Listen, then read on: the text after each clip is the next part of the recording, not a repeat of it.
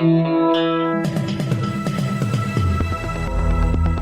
listening to the Betoota Advocate's weekly news wrap on Desert Rock FM 96.5. Hello and welcome back to the Betoota News Bulletin. It's Friday the 14th of February and we're coming to you from the Budgy Smuggler Booth in the heart of Betoota's Old City District.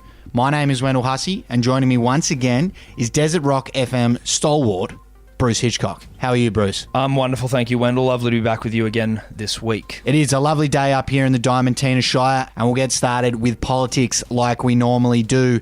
Scotty from marketing turns up in flood-affected area with pool noodle and wahoo footy.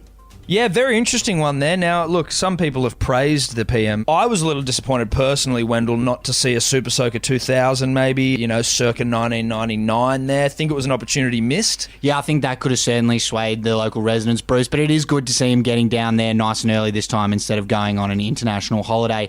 And I think there was a nice touch from the marketing man himself with the special Cronulla Sharks Budgy Smugglers that he donned in an effort to try and appear like the relatable larrikin he wants to be. Yeah, look, he wears the smugglers well, which I think is important. And while he was there in Dalby in Queensland, he did try to steal a few handshakes from the local residents like he did down in Cobargo. And after finally finding someone who could spare a moment from the cleanup effort from all those floodwaters, he unfortunately had to turn them down for the handshake after seeing how dirty and disgusting their hands were from all the mud and grime. So it was a bit of a shame, that one. Can't put a price on hygiene. You certainly can't. And moving on now, the devastating coronavirus is still making headlines, Bruce. There's been widespread panic taking hold of the nation and the globe at large. Plenty of people are looking to their leaders, one of whom went MIA this week. We had a big scoop on that one, and that was Healthy Harold caught holidaying in Hawaii during coronavirus outbreak. Very surprising news, Wendell. I was actually shocked by this one, but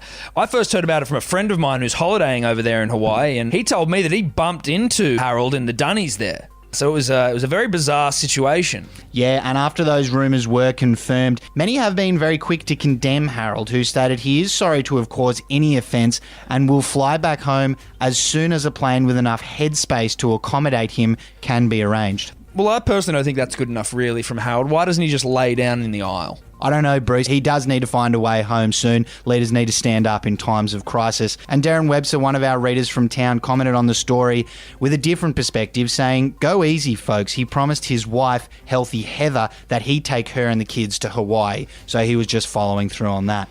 And in other news of national significance this week, George Calombaris applies to be a contestant on next season of MasterChef to restart career.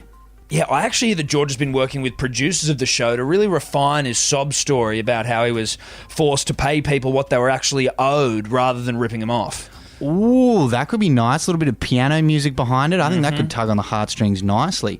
And there were a few comments on that story with people pointing out that we probably should have known George wasn't very good with numbers when he was handing out scorecards of 11 and 12 out of 10 on the MasterChef show. Food for thought. Certainly. And in some news now from our little Western Queensland outpost, frantic 10-year-old sprints to thaw chicken as mum pulls into driveway.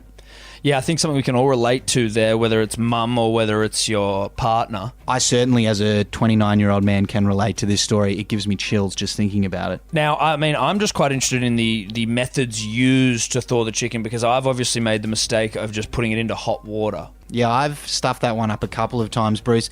And I was quite impressed with this little 10-year-old. What she actually did was she put it in the microwave for 30 seconds to warm it up and then ran it under some cold water to make it look like it had perspired. Wow.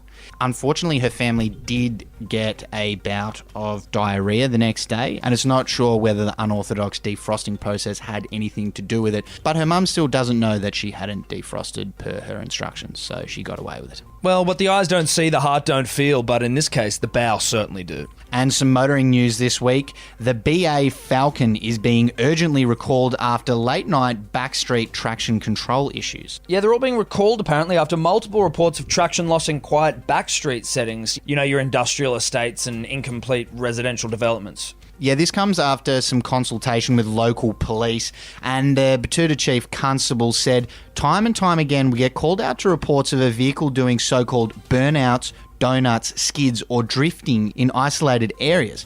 However, when we get there, the driver explains they were just minding their own business, legally driving through a deserted area in the middle of the night when suddenly their vehicle unexpectedly loses control and skids all over the road, sometimes for an extended period of time. So obviously they're very concerned about the issues with the car and they've all been recalled. Very scary stuff. And on that note, that is the end of the Bulletin for this week. Don't forget to subscribe to the podcast in order to get your weekly fix of honest, hard-hitting regional news. Until next time, I'm Wendell Hussey. And I'm Bruce Hitchcock.